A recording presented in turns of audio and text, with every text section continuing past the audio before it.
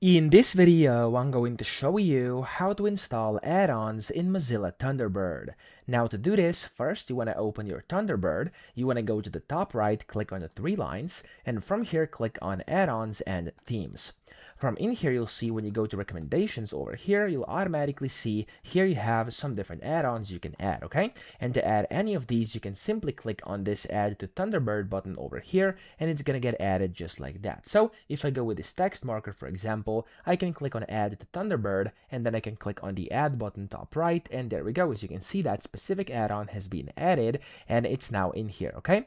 Now from here, if I click on the extension button, I'll be able to see all of those I have added, and of course I can disable them or enable them. I can go and see options, or here I can manage them or remove them. Now if you need more of them, you can simply go up here and search for whatever you're looking for. So for example, if I type in quick text like that, I'm gonna press the enter key, and it's going to find it just like that, and you'll be able to essentially find all of the add-ons you may be searching for, and you'll be able to add to your Mozilla Thunderbird by clicking add to Thunderbird over here as well, okay? Just like that, and it's going to work as well. So I hope this video helped you out. If it did, please subscribe to the channel and help me out as well.